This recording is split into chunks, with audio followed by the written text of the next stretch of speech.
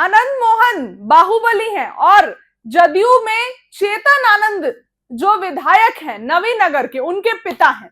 अब देखिए, नीतीश कुमार के जाने पर आनंद मोहन ने बिना नाम लिए संजय झा की पोल खोल दी है।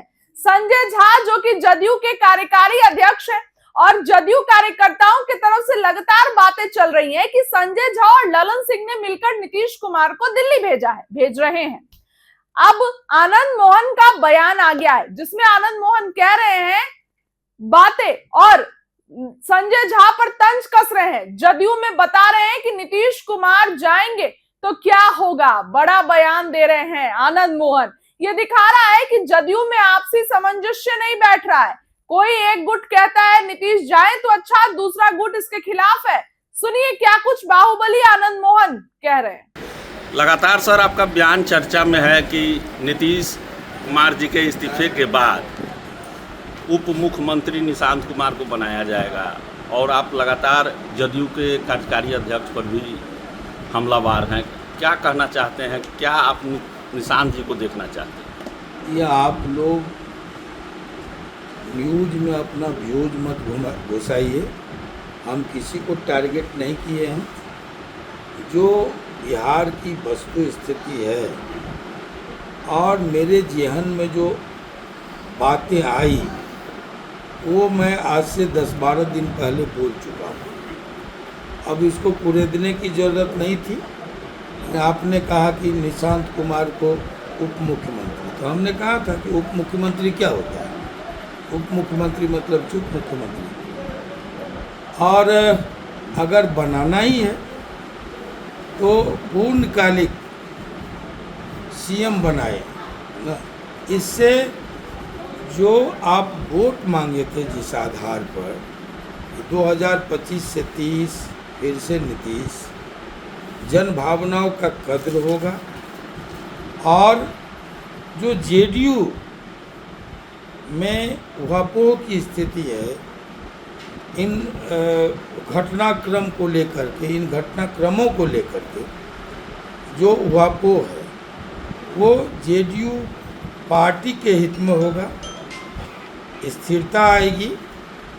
लोग बाग देखने लगे हैं कि नीतीश जी जाएंगे तो अब हमको वैकल्पिक दल कौन सा तलाशना है। जो सच है हम बोल गए, वैकल्पिक दल कौन सा तलाशना है। बड़ी निराशा है अति पिछड़ों में भयाक्रांत है ये जो दलित वोटर हैं। और उसी के साथ साथ ये भय मिश्रित असंतोष है अल्पसंख्यकों में। नीतीश कुमार के जाने का एक सदमा लोगों में है। हम इससे असहमत थे, हैं और रहेंगे। कोई हम पर अपना निर्णय नहीं थोप सकता। अब नीतीश कुमार के जाने के बाद लोग समझेंगे, खास करके जो सवर्ण मतदाता हैं और जो अल्पसंख्यक मतदाता हैं, वो नीतीश कुमार के जाने के बाद समझेंगे नीतीश का मतलब। मैं बार बार कहता हूँ, अभी तक लोग नहीं समझे थे। तो एक स्थापित नेतृत्व को अचानक अगर आप वो हटाते हैं, पदमुक्त करते हैं, तो प्रश्न तो खड़ा होगा। और इसका जो भी अपने को समझते हो कि हमने तीर मार लिया, बाघ मार लिया, बहुत बड़ा टास्क पूरा कर दिया, तो आप जो कुछ कर रहे हैं ये जेडीयू के सेहत के लिए तो नुकसानदेह है ही।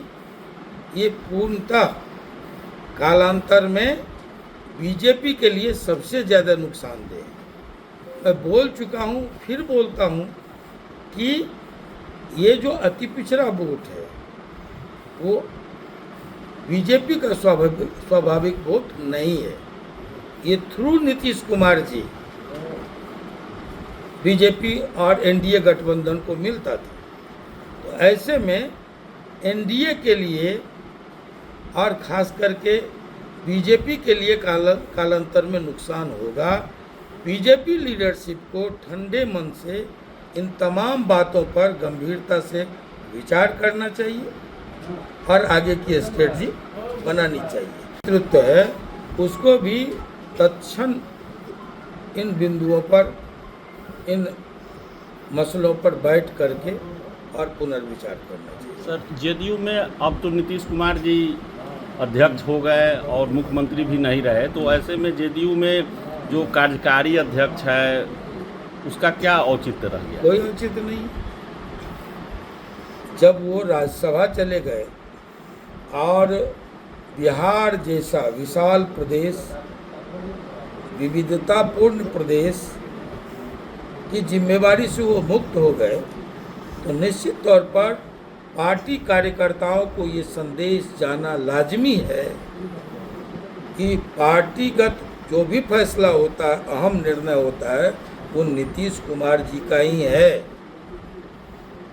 ये संशय के बादल फटने चाहिए, खत्म होने चाहिए।